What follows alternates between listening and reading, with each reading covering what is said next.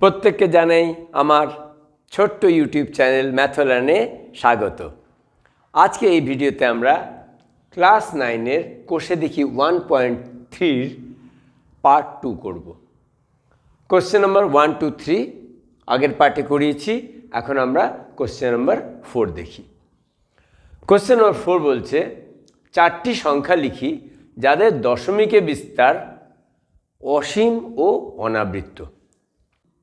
আমরা জানি ইতিমধ্যে যদি কোনো ভগ্নাংশকে আমরা ভগ্নাংশকে ভাগ করি, ভগ্নাংশ মানে যেরকম 3 আছে আর নিচে 5 আছে, 3-এর 5, এটাকে যদি আমি ভাগ করি 5 দিয়ে 3কে ভাগ করি, তাহলে আমি এইখানে পাবো 0.6। কী করে পাবো? 3কে ভাগ করা যায় না, সুতরাং শূন্য বসিয়ে দশমিক দিয়ে এইখানে একটা শূন্য বসাবো, আর 5, 6, 30, সেই জন্য এইখানে আমার ভাগ প্রক্রিয়াটা শেষ হয়ে যাচ্ছে। এইখানে আমি ভাগ শেষ, যেহেতু শূন্য পাচ্ছি, এখানে ভাগ প্রক্রিয়ার শেষ হয়ে যাচ্ছে। আর এই রকম 3/5 এইরকম যে দশমিকে বিস্তার করলাম আর ভাগ প্রক্রিয়া শেষ হয়ে গেল, সেটাকে আমরা বলি সসীম সংখ্যা। কিন্তু আবার অন্যদিকে আমরা দেখেছিলাম যদি এই রকম কিছু হয় 1-এর 3, যেটাকে আমি 3কে 1 দিয়ে যখন ভাগ করছি তখন শূন্য বসে দশমিক বসালাম, আবার শূন্য দিলাম, এখানে 3 × 9, 1 হলো, দশমিকের জন্য একটা শূন্য বসলো, আবার 3 × 9, আবার 1 বসলো, এইরকম দেখব 0.33333 এইরকম আসতেই থাকছে, এটা কোনো দিন শেষ হচ্ছে না। কিন্তু এই যে দশমিকের পর 3, এটা কিন্তু রিপিট হচ্ছে, সুতরাং এইখানে আমরা কি করি 0.3 দিই আর 3-এর উপর পৌনঃপুনিক দিয়ে দিই, তার মানে এটা অসীম হচ্ছে, কিন্তু এটা আবৃত সংখ্যা। আবৃত সংখ্যা 3-এর পুনরাবৃত্তি হচ্ছে, সেই জন্য এটাকে আমাদের রেকারিং, এটা নন টার্মিনেটিং বাট রেকারিং। কিন্তু এইখানে বলছে এইরকম সংখ্যা চাই না, যেটা সসীম হবে ওটা চাই না, অসীম সংখ্যা, আর যেটা অনাবৃত্ত হবে, মানে এই রকম সংখ্যা লেখা যাবে না। তাহলে কীরকম সংখ্যা লেখা যাবে? যেটা অসীম হবে কিন্তু পুনরাবৃত্তি হচ্ছে না, নন টার্মিনেটিং। চলো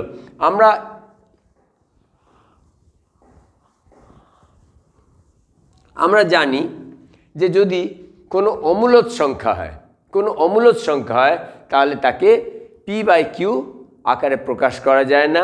p/q আকারে প্রকাশ করা যায় না মানে এটা অসীম হবে এবং অনাবৃত্ত হবে। তো যে কোনো অমূলদ সংখ্যা তুমি যদি এইখানে 4টি সংখ্যা লেখো, তাহলে এটা অসীম হবে আর অনাবৃত্ত হবে।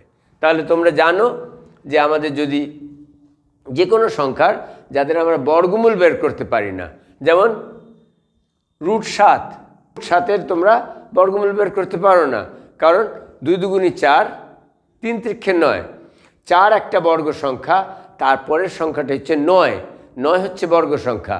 4 আর 9-এর মাঝখানে 5, 6, 7, 8 কোনোটাই বর্গ সংখ্যা না, সুতরাং একটা তুমি এইটাই লিখে দেবে, এটা হয়ে গেল অসীম এবং অনাবৃত্ত।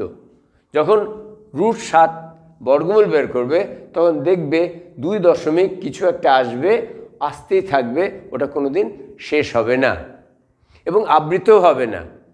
সুতরাং এইটা আমরা একটা সংখ্যার মধ্যে লিখতে পারি। ওই রকমই তোমরা যে কোনো একটা সংখ্যা লিখতে পারো, √5 লেখো, √10 লেখো, যা ইচ্ছে লিখতে পারো। আরেক রকম আমরা দেখেছিলাম ইতিমধ্যে, যদি কোনো এমনি সংখ্যা হয় 0.50500500005, এখানে দেখছো প্যাটার্নটা, দেখছো এই 5 আর এই 5-এর মধ্যে একটা 0, এই 5 আর এই 5-এর মধ্যে দুটো জিরো, তারপরে দুটো 5-এর মধ্যে তিনটে জিরো। জিরোর সংখ্যা কীরকম, এটা বদলাচ্ছে, একটা একটা করে বেড়ে যাচ্ছে। তো এইরকম সংখ্যাও আমাদের যে অসীম হবে আর অনাবৃত্ত হবে, কারণ এটাও অমূলদ সংখ্যা আর এটা শেষ হবে না, এটা চলতেই থাকবে। এই ডট ডটগুলো দেওয়া প্রয়োজন, কারণ ডট ডটগুলো দেওয়ার মানে হচ্ছে তুমি জানো এইখানেই কিন্তু এই ভাগ প্রক্রিয়াটা শেষ হচ্ছে না। যখন আমি কোনো একটা সংখ্যাকে দশমিকে বিস্তার করছি, তখন যদি এই রকম আসে, এর মানে হচ্ছে এটা ভাগ প্রক্রিয়াটা শেষ হচ্ছে না, এটা অমূলদ সংখ্যা। তো এইরকমই আরেকটা লিখতে পারো, কারণ চারটে সংখ্যা বলেছে। 0.505005550555 আরেকটা 5, এরকমই হতে থাকবে। দেখো এইখানেও দেখো 0 আর 0 মাঝখানে 5, দুটো আছে, তিনটে আছে, চারটে আছে, এইরকম করেই চলতে থাকবে। এইগুলো হয়ে গেল আমার চারটি সংখ্যা, যাদের দশমিকে বিস্তার করলে অসীম পাচ্ছি আর অনাবৃত্ত পাচ্ছি। এই সংখ্যাগুলো লিখতে বলেছে। আশা করি বুঝতে পেরেছ কোন সংখ্যাগুলোকে আমরা দেখেই বুঝতে পারবো এটা অসীম এবং অনাবৃত্ত। পরের প্রশ্নটা, কোশ্চেন নাম্বার 5 বলছে 5/7 ও 9/7-এর মধ্যে তিনটি ভিন্ন অমূলদ সংখ্যা লিখি। তো দুটো তোমাকে সংখ্যা দিয়েছে, ভগ্নাংশের সংখ্যা দিয়েছে, এবং বলছে এই দুটোর মাঝখানে তিনটে ভিন্ন ভিন্ন অমূলদ সংখ্যা লিখতে হবে। তার মানে 5/7 আর 9/7। তো আমাদের তিনটে অমূলদ সংখ্যা যে হবে সেটা প্রত্যেকটাই হবে 5/7-এর থেকে বড়, কিন্তু 9/7-এর থেকে কম। তাহলে আমরা কি করে বুঝবো? আগে চলো আমরা 5/7 আর 9/7 এই দুটোকে আমরা দশমিকে বিস্তার করে নিই। তো দশমিকে বিস্তার করার জন্যে দেখো 5/7, সুতরাং 7 দিয়ে আমাকে 5কে ভাগ করতে লাগবে। যদি ভাগ করি তাহলে দশমিক বসিয়ে 0 বসাবো আর একটা এখানে 0 দেব। এবার 7 7 49। এবার বিয়োগ করলে 1 আসছে, দশমিকের জন্য একটা 0 বসাবো। 7 1 7, 3, দশমিকের জন্য একটা 0, 4 7 28, 2, আবার দশমিকের জন্য একটা 0, 7 2 14, 6, 0 বসবে, 7 8 56, 4, আবার 0 বসবে, একটু পরে লিখি, 5 7 35। আমার ভাগশেষ 5 আসলো, জায়গা নেই, সুতরাং এইখানে এই 5টাকে আবার থেকে কন্টিনিউ করছি, তোমরা বুঝতে পারছো। তো দশমিকের জন্য একটা 0 বসবে। আবার দেখো 7 7 49 আর 1 আসছে, আর দশমিকের জন্য 0 বসছে। এইখানে তোমরা লক্ষ্য করো, এই যে 50টা ছিল, এইখানেও 50 আছে। তার মানে এই 7 7 49 যে দিয়েছিলাম, এই 7টা আবার এইখানে আসতে শুরু করেছে। আবার 7 1 7 হবে, 7, দেখো 1 ছিল, তার মানে 7 1 4 2 8 5 বারবার আমার এটা কি হবে, পুনরাবৃত্তি হবে, এটা রিপিট হবে।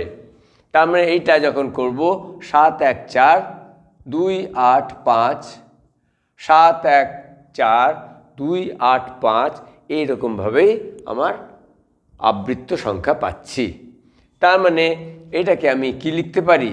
এটাকে লিখতে পারি 0.7 71428 এত দূরই লিখব, কারণ 7 থেকে তো আমার আবার কি হচ্ছে, আবার থেকে রিপিট হচ্ছে। তাহলে এটার উপর একটা পৌনঃপুনিক দেব, আর এখানে আমি একটা পৌনঃপুনিক দেব। 5-এর 7 আমি বের করে নিলাম, এইরকম একটা সংখ্যা। এবার আমরা এইভাবেই 9-এর 7কেও বের করে নেব। তো 7 দিয়ে যখন 9কে ভাগ করছি, 7 একে 7, 2 থাকছে। এবার দশমিক বসিয়ে একটা শূন্য বসাবো। 7 দুগুণী 14, 6 0 27টা 56, 4 হচ্ছে, শূন্য বসছে, 5 7টা 35, 5 0 7 7টা 49, 1 থাকছে, 0 7 একে 7, 3 থাকছে, জায়গা নেই এইখানে করে নিচ্ছি, 3 থাকছে, তো দশমিকের জন্য একটা শূন্য বসবে। এবার 4 7টা 28, 2 থাকছে, এইখানে দেখো 2 আছে, এইখানে 2 আছে, এখানে আমি 2 পেয়েছিলাম এই জায়গাতে। তার মানে এখানে দশমিকের জন্য যখন শূন্য বসবে, আবার 7 দুগুণী 14 হবে। 7 দুগুণী 14 হলে আবার আমি একই ভাগশেষ পাবো 6, আবার শূন্য আসবে, আবার 27টা 56। তার মানে বুঝতে পারছো 2 8 5 7 1 4, এই এত দূর 2-এর থেকে 4 পর্যন্ত আমার বারবার আবৃত সংখ্যা পাবো। তো এটাকে আমি কি লিখব? এটাকে আমি লিখব 9-এর 7 সমান, এই 9-এর 7 সমান আমি লিখব 1.285714, 2-এর উপর পৌনঃপুনিক আর 4-এর উপর পৌনঃপুনিক।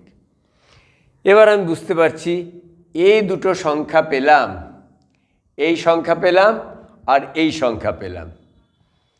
এই দুটোর মাঝখানে আমাকে 3টে ভিন্ন ভিন্ন অমূলদ সংখ্যা লিখতে হবে। তো 0.7 আছে এখানে, আর 1.2 আছে। 0.7 আর 1.2-এর মাঝখানে যে কটা তুমি জানো অমূলদ সংখ্যা লিখতে পারো। অমূলদ সংখ্যা লেখার প্যাটার্ন তোমাদের জানা আছে। যদি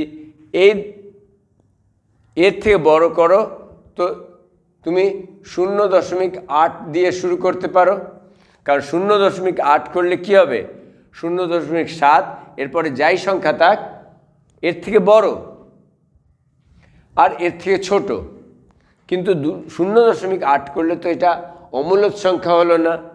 সুতরাং এই প্যাটার্নটা তোমরা জানো।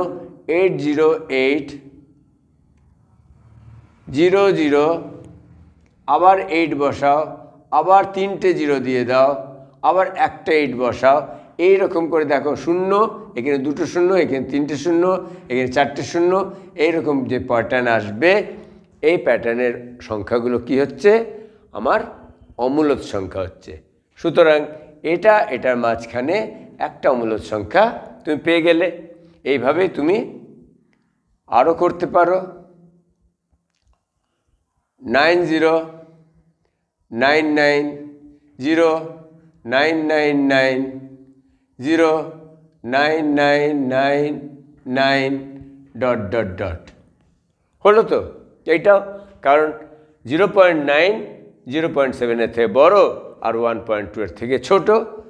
এই জন্যে এই দুটো সংখ্যা যে লিখলাম, এই দুটো মূলদ সংখ্যার মাঝখানে এই দুটো অমূলদ সংখ্যা লিখলাম।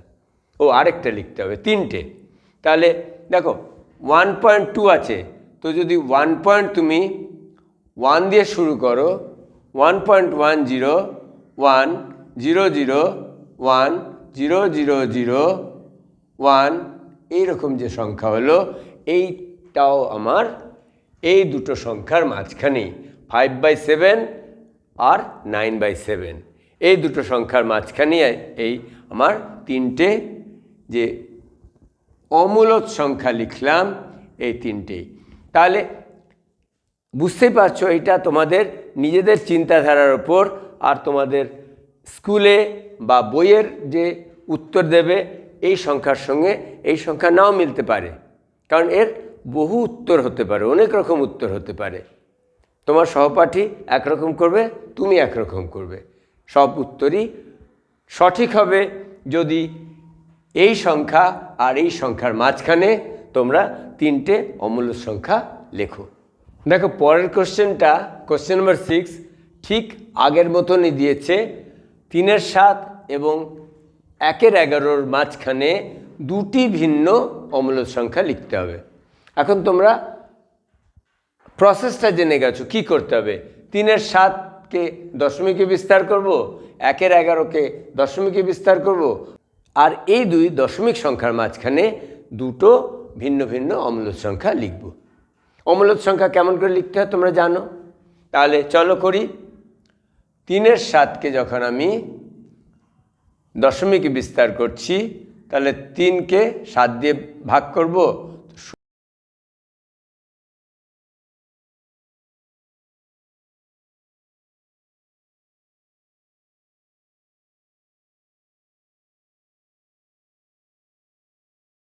যেই পেলাম আমি বুঝতে পারলাম এইখানে 3 ছিল, তার মানে এইখানে যখন 3-এর পাশে শূন্য বসবে তখন আবার 4-7 28 হবে, আবার আমার 2 শূন্য বসবে, 7 দুগুণী 14, এই যে 4 2 8 5 7 1 পর্যন্ত, 4 2 8 5 7 1 আবার থেকে আমার পুনরাবৃত্তি হবে, রিপিট হবে। সুতরাং আমি বুঝতে পারলাম 3/7 মানে হচ্ছে 0.428571, 4-এর উপর পৌনঃপুনিক আর 1-এর উপর পৌনঃপুনিক। কেন? 1-এর পরেই আবার 4 2 8 5 7 1 পুনরাবৃত্তি হবে। তো 3-এর 7কে আমরা দশমিকে বিস্তার করে নিলাম। এখন তোমার কাজ হচ্ছে 1-এর 11কেও করা। তাহলে 1কে 11 দিয়ে ভাগ করব, 0 দশমিক দিয়ে 0 দেব, কিন্তু যাবে না, সুতরাং 0 বসিয়ে আরেকটা 0 দিতে হবে। এবার দেখছি 9 11 99 1, আবার দশমিকের জন্য একটা 0, কিন্তু যেহেতু 10 11 থেকে কম, আবার এইখানে একটা 0 বসিয়ে আরেকটা 0 দেব, তখন হবে 9 11 99। তো এইরকম দেখব আমরা 0.090909, দশমিকের পর 09টা বারবার আসতে থাকবে, সেই জন্যে আমরা লিখতে পারবো 1-এর 11 মানে হচ্ছে 0.09, 0-এর উপর পৌনঃপুনিক আর 9-এর উপর পৌনঃপুনিক। তার মানে আমাদের কোন দুটো সংখ্যার মাঝখানে দুটি অমূলদ সংখ্যা বসাতে হবে? একটা হচ্ছে 0.428571, 4-এর উপর পৌনঃপুনিক আর 1-এর উপর পৌনঃপুনিক, ও 0.09, 0-এর উপর পৌনঃপুনিক আর 9-এর উপর পৌনঃপুনিক। এর মাঝখানে আমাকে দুটো সংখ্যা বসাতে হবে। দেখো এইখানে খুব ভালো করে তোমরা লক্ষ্য করো কোনটা ছোট আর কোনটা বড়। তোমাদের বুঝতে হবে দশমিকের পরে 0 আছে আর এখানে দশমিকের পরে 4 আছে, সুতরাং 4টা বড়, মানে এই সংখ্যাটা, এই দশমিকটা এর থেকে বড় হলো। তো আমাকে 4-এর থেকে ছোট হতে হবে আর 0-এর থেকে বড় হতে হবে। এটা তো তুমি করতেই পারবে। 0.1 0 1 0 0 1 0 0 0 1, এইরকম হলে আমার দেখো 0.1 এটার থেকে বড় কিন্তু এটার থেকে ছোট, একটা সংখ্যা হয়ে গেল। আরেকটা সংখ্যা করে নিতে পারবে 0. তোমার কাছে অনেক সংখ্যা আছে, 2 0 2 2 0 2 2 2 ডট ডট ডট। এগুলো সবগুলোই তোমাকে লক্ষ্য রাখতে হবে শূন্যের থেকে বড়, 0.1 0.1-এর থেকে বড় কিন্তু 0.4-এর থেকে ছোট হতে হবে। তাহলে আমাদের উত্তরে এইরকম তুমি লিখতে পারো। কিন্তু আবার বলবো, এটা যেহেতু 0.09 আর 0.42-এর মাঝখানে যে কোনো অমূলদ সংখ্যা তুমি লিখতে পারো, সেই জন্য তার অনেক রকম সংখ্যা তুমি লিখতে পারো। সেই জন্য তোমার সঙ্গে তোমার সহপাঠীর উত্তর আলাদা হতেও পারে, তার জন্য চিন্তা করার কিচ্ছু নেই। চলো, যদি এই অঙ্কটা বুঝে গেছো তাহলে আমরা 7 নম্বর অঙ্কটা করি। তাহলে কোশ্চেন নম্বর 7, এটাই শেষ প্রশ্ন। নিচের সংখ্যাগুলির মধ্যে কোনটি মূলদ সংখ্যা আর কোনটি অমূলদ সংখ্যা লিখি। কোনটি মূলদ এবং কোনটি অমূলদ এখন তোমরা অনায়াসেই বুঝতে পারছো কোনটা মূলদ সংখ্যা হবে কোনটা অমূলদ সংখ্যা হবে। কারণ তোমরা জানো, যদি আমি 1 নম্বরটা দেখি, 1 নম্বরটা কি আছে, √47। দেখো, √47 মানে 47-এর বর্গমূল। 47-এর বর্গমূল করা যায় না, কারণ তোমরা জানো 6 6 36, 36-এর বর্গমূল করা যায়, তারপরে 7 7 49, 49-এর বর্গমূল করা যায়। কি বললাম, যদি 36-এর বর্গমূল হয় তাহলে এটা 6 হবে এবং এটা মূলদ সংখ্যা হবে, এটা মূলদ সংখ্যা হবে। এইভাবেই যদি 6-এর পরে 7 7 49, এটাকে 49-এর 49-এর স্কোয়ার রুট, 49-এর বর্গমূল করি তাহলে 7 হবে, আর এটাও মূলদ সংখ্যা হবে। কারণ 6/1 7/1 লেখা যাবে, p/q আকারে লেখা যাবে, সেই জন্য এটা মূলদ সংখ্যা হবে। কিন্তু এটা যেহেতু এটার বর্গমূল বের করতে পারবো না, সেই জন্যে এটা অমূলদ সংখ্যা হবে, অমূলদ।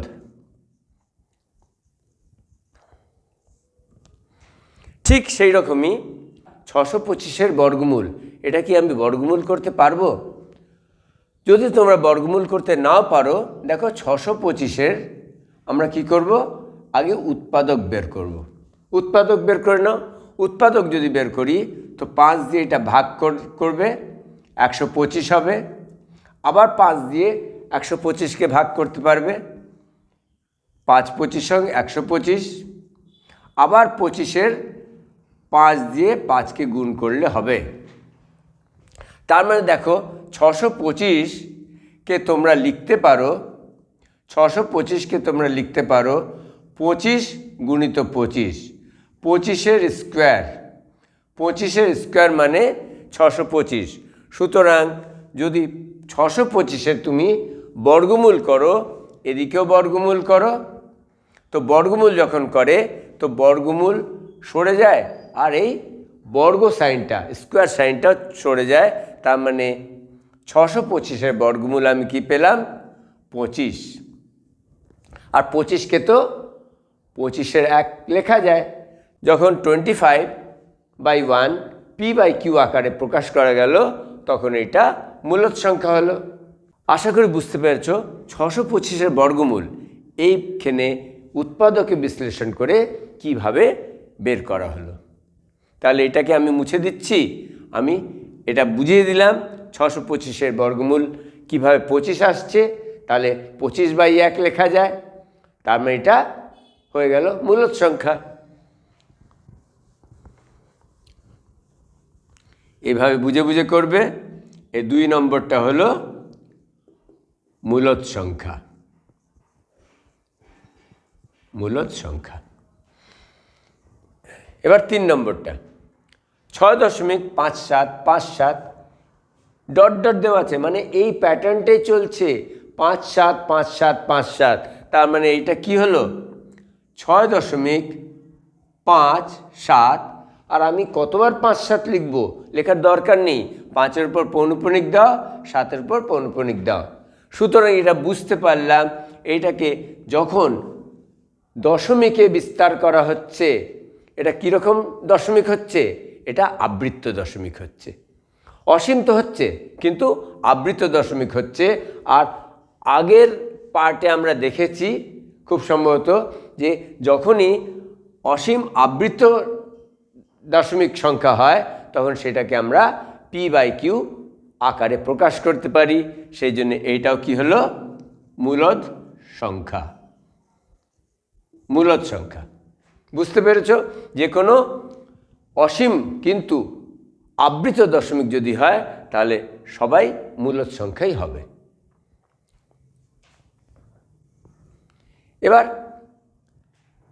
পরের কোশ্চেন, 1.10100100001। এখানে দেখছো এই প্যাটার্নটাকে লক্ষ্য করবে, 0 আবার পরেরটায় 2টো 0, তারপরেরটা 3টে 0। এইরকম দশমিক সংখ্যাকে কখনোই p/q আকারে প্রকাশ করা যায় না। আর এইগুলোই আমাদের অমূলদ সংখ্যা। অমূলদ সংখ্যা।